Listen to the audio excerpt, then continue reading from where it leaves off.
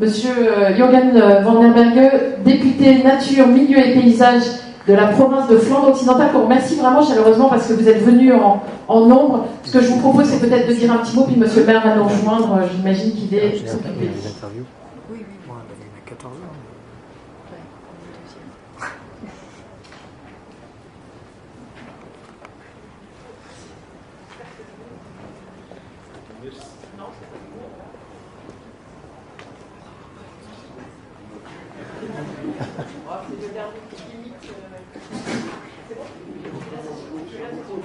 Allô, allô? C'est bon. Ah, monsieur le maire est là. Voilà. Ah, je ne vais pas prendre trop de temps, hein, comme ça, monsieur le maire, vous avez tout le temps que vous prenez, hein, vous voulez prendre. Hein, donc, une demi-heure. Bon, moi j'ai aussi 8 pages ou quelque chose comme ça, donc. Donc les 2 derniers obstacles avant la réception vont être des obstacles durs. Hein, donc non. Bonjour à tous et à toutes de mon part. Je ne suis pas ici depuis ce matin, donc je n'ai pas suivi tout le programme. De la part que j'ai suivi, je n'ai pas tout compris. Hein, donc, mais vous avez compris quand même. Il y a quand même certains d'entre vous qui parlent assez vite. Hein, donc mon français n'est pas tellement bon que je comprends à grande vitesse. Mais bon, nous sommes arrivés à la fin d'une journée, donc j'ai compris, sans doute intéressante. Bon, les solutions fondées sur la nature, peut-être que cela devait aller de soi. Cependant, nous constatons qu'en tant que société, nous privilégions quand même encore trop souvent des solutions, excusez-moi, basées sur la technologie. On pense trop facilement que nous réussirons à remodeler la nature, on pense que c'est la nature qui doit s'adapter, et je suis convaincu qu'il faut abandonner cette idée pour arriver à de nouvelles perspectives. De plus, il nous faut pas mal de courage pour transformer ces nouvelles idées en des projets concrets. Et bon, nous, comme responsables politiques, nous savons très bien que les changements, dans n'importe quelle direction, ils suscitent de la résistance. Si on ose quitter des sentiers battus, ou pire encore, demander aux gens de sortir de leur zone de confort, par exemple avec le club de char à voile, je peux m'imaginer, on peut généralement s'attendre à un débat animé. Un débat qui, soit disant en passant, est de moins en moins mené sur la base d'arguments scientifiques. Les fake news sont de plus en plus devenus mainstream dans la tête de certains, des opposants invisibles souvent, pour qui d'importants intérêts financiers sont en jeu, utilisent sans hésitation des techniques de communication sournoises pour égarer les gens. Le contexte n'est-il pas toujours tel qui le rend spontanément heureux, ni qu'il faille être plus ou moins réfractaire à un défi. Si la population attend de ces politiciens qu'ils gouvernent correctement, alors il faut avoir le courage de faire des choix.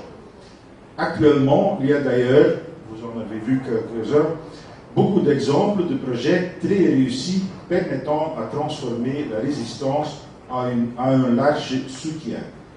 Il s'agit là, le plus souvent, de projets qui ont accordé beaucoup d'attention à la sensibilisation des citoyens et des élus, des projets qui se sont organisés de manière à ce que la participation sociale ne soit pas une notion vide, des projets qui ont osé regarder au-delà des murs. Bref, pas d'œil sectoriel, mais une large approche intégrée. Dans la province de Flandre occidentale, nous avons acquis une certaine expérience de ce que nous appelons l'action territoriale. Le nombre de coalitions locales où nous rassemblons les autorités municipales, les groupes d'intérêt, les citoyens autour d'enjeux territoriaux spécifiques est important. En tant que province, nous agissons comme facilitateurs. Bien sûr, nous apportons nous-mêmes aussi également des idées. Or, nous essayons de le faire principalement par le soft power, c'est-à-dire un processus qui prend un peu plus de temps, mais produit presque toujours des résultats plus durables. Comme si ce n'était pas déjà assez compliqué, il y a aussi la frontière, deux frontières même. Car la Flandre occidentale, avec son petit littoral court d'une bonne soixantaine de kilomètres, est coincée entre la France et les Pays-Bas.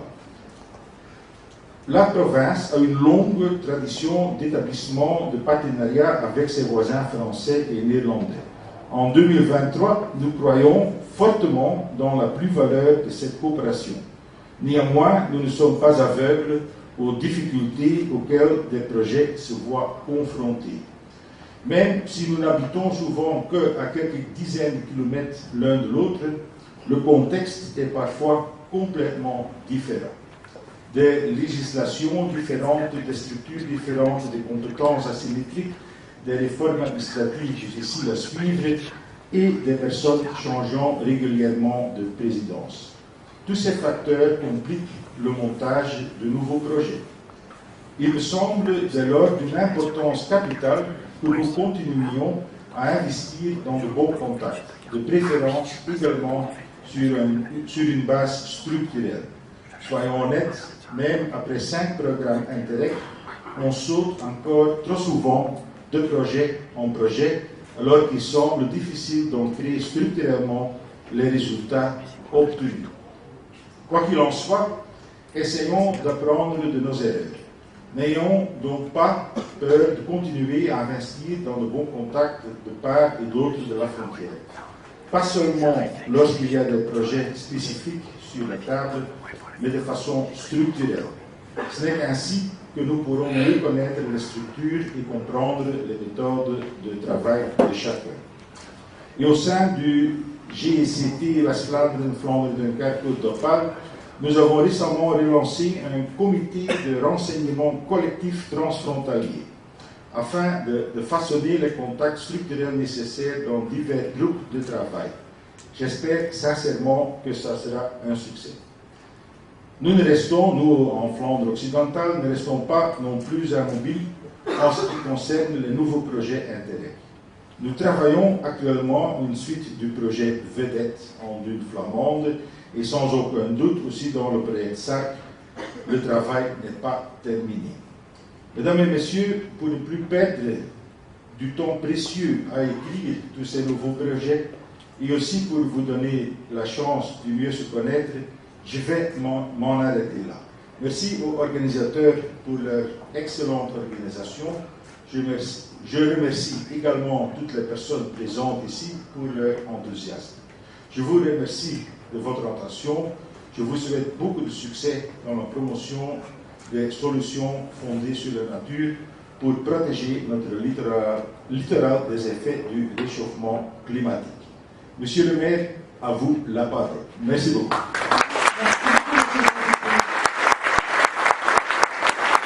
Voilà, monsieur le maire, la journée se termine. Elle concluait un programme important qui était ce programme SARC.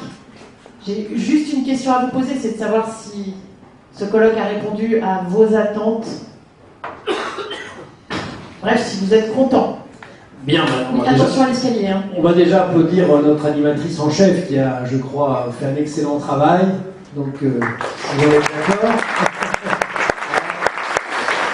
On va remercier aussi, bon, il y a la volonté des élus, hein, monsieur le député et chers collègues, mais il y a aussi voilà, le travail de tous celles et ceux qui ont ramé, c'est l'expression que j'utilise assez souvent, pour faire en sorte que tout se passe dans les meilleures conditions et que nous ayons un programme de qualité. Donc, je voudrais les remercier et les citer. Donc la société Synergie Littorale, Christophe et Léa, je pense que vous pouvez applaudir. Fanny Guidou qui est graphiste, voilà. Hélène, je l'ai cité, Hélène, je l'ai cité, je n'y reviens pas. Donc le service protocole, voilà, que je salue mes équipes. Le service communication et bien sûr Vincent Laurent qui a relevé le défi que je lui ai proposé il y a quelques années, le temps passe vite, d'être notre chargé de mission Interreg, en plus de toute une série de missions qu'il a au sein de la Direction Générale des Services. Il a accepté de faire ce travail. Mais écoutez, moi, merci à tous les intervenants. Je pense que le travail est les interventions étaient de grande qualité, elles ont été filmées, enregistrées, donc tous ces actes vont pouvoir être diffusés. Nul doute que tout à chacun pourra en prendre connaissance et aussi s'en inspirer. C'est aussi ça l'objectif des projets européens, monsieur le député, c'est de faire en sorte que l'expérience des uns puisse servir aux autres, même s'ils ne sont pas sur le même territoire. Donc ces actes vont être diffusés. Je crois que c'est un travail que nous devons faire ensemble. Des actes diffusés par la vidéo, par l'audio, mais aussi, je l'espère, on fera en sorte de le faire sur un support écrit et sur un support, une clé informatique, qu'on puisse vraiment diffuser cela fortement. Car ça plaira bien évidemment à nos financeurs, que sont l'Union européenne, il ne faut pas oublier les financeurs. Je crois que ce programme, j'ai plus en tête si c'était 50% ou 80%. 60, voilà. 60% quand même de tout ce programme qui a été financé, tout ce que vous avez vu, 60%, c'est énorme. Il n'y a plus beaucoup d'opérations financées à 60%, si ce n'est le papy, hein, M. Villarval. Donc oui, je le dis en introduction, je le dis en conclusion, oui, je prends d'ores et déjà, M. le député, un SARC 2. Voilà, je crois qu'il faut enchaîner. Tout à l'heure, je disais ce matin que j'avais eu l'expérience de bénéficier de l'intérêt 1, 2, 3, 4, 5 sur le patrimoine et sur le patrimoine fortifié, sur le patrimoine maritime. Et plus on a avancé, meilleur nous avons été. Donc on a pu être plus ambitieux parce qu'on se connaissait. Et quand on se connaît, tout est beaucoup plus fluide. Donc je prône vraiment, si vous en êtes d'accord, vous-même et puis les partenaires belges, flamands et des Pays-Bas, peut-être au-delà, puisque maintenant, vous savez que l'intérêt de l'Europe du Nord-Ouest, il faut voir les possibilités financières qu'il y a. La casquette professionnelle, j'en ai instruit un certain nombre. Il y a des projets de 5, 6, 7, 8 millions d'euros qui sont financés à 80%, 60%. Donc il faut vraiment continuer. Moi je prône vraiment que nous puissions continuer et même approfondir. Peut-être avec d'autres partenaires, on peut monter un peu plus au nord.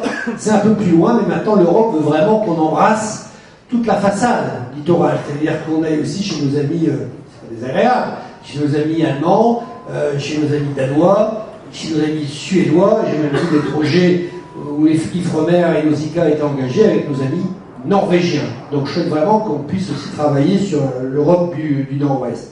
Sur les solutions pour les nature, je crois qu'on est tous convaincus qu'elles s'imposent lorsque c'est possible. Donc voilà, donc après il faut avoir les bureaux d'études, il faut avoir les ressources techniques en interne pour les mettre en œuvre. C'est vrai qu'on a fait beaucoup de progrès sur le littoral français, monsieur le député. Vous avez un peu d'avance, mais je pense qu'on va vous rattraper. Parce que, alors, on va essayer de vous rattraper, on va essayer, du moins de vous rattraper, car en 5 ans, quand même, on a fait beaucoup de travail, que ce soit côté Watrin, que ce soit côté pôle métropolitain avec la submersion et l'érosion. On a fait quand même pas mal de travail et je pense qu'on est bien lancé. Alors, peut-être, je cherche M. Jadot, mon directeur adjoint de la communauté urbaine, peut-être que le prochain porteur, ça peut être la communauté urbaine.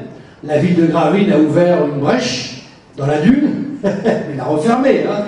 Peut-être que maintenant la CUP peut porter un programme SARC 2 en associant peut-être les communes de l'Est, de l'agglomération. J'ai aperçu tout à l'heure les collègues de Lefrancouc qui étaient là, il y a Brédune qui peut être concerné, il y a Zuccotte, il y a toutes les communes aussi de l'Est qui rentrent dans le dispositif.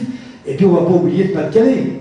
Parce que le pôle métropolitain, c'est le Nord, mais c'est aussi le Pas-de-Calais, et je l'espère très prochainement nos amis de la Somme. Voilà, parce qu'il faut avoir une vision quand même la plus Hauts-de-France possible, littoral Hauts-de-France possible, pour dialoguer ensuite avec la région, et que la région puisse nous aider à abonder aussi les différents dispositifs financiers mis en œuvre. Donc merci pour tout cela. Donc la résolution 1, donc on continue si vous en êtes d'accord. Je m'adresse à vous, monsieur le député, car vous êtes l'autorité politique la plus importante dans la salle à cette heure. Donc côté flamand. Donc SARC 2, je me suis engagé aussi à ce qu'on vous fasse la restitution. Là, Frédéric Barbet, je la cherche. Directrice adjointe des Watrin, donc à ce qu'on fasse la restitution d'une étude qu'on a lancée de long terme sur les Watrin. Je suis engagé à ce qu'on vous la présente à toutes celles et ceux qui sont venus ici aujourd'hui. On va vous associer et on fera une présentation dynamique, n'est-ce pas, madame l'animatrice, si le cœur vous en dit. Donc on vous sollicitera pour qu'on fasse aussi un rendu le plus dynamique que possible. C'est quelque chose d'assez technique, hein, toutes ces études. Hein, donc après, il faut travailler un peu en groupe de travail, tout ça, il faut réussir à décanter, quoi. Voilà, parce que c'est quand même particulièrement, c'est épais. Hein. Elle vous a fait une petite synthèse, Madame Barbet, mais déjà la synthèse, il faut la simuler, quoi. Donc je pense qu'il faudra au moins une journée de travail là-dessus. Donc ça, c'est la deuxième résolution, Sarqueneux, rendu de l'étude. Et puis j'ai bien noté qu'il y avait quelques propositions de financement, hein. On a noté ça de près, la Banque des territoires, des prêts. Moi j'ai un petit vœu aussi, c'est que l'Europe avec la région s'arrange pour financer plus vite. Parce que j'en ai pas parlé ce matin, mais il y a aussi le problème de la trésorerie. Parce que quand on est le syndicat des Watringues avec quelques millions de budget et qu'on engage 3 millions de budget, à un moment donné, vous avez un problème de trésorerie lorsqu'on vous met 2 ans à vous payer. Alors bien sûr, on va emprunter, mais bon, c'est quand même dommage de payer des agios sur des financements publics. Donc j'ai déjà exprimé à plusieurs reprises ça. C'est pas le cas de l'État, pour le coup, M. Villarval, vous voyez, vous en sortez bien aujourd'hui.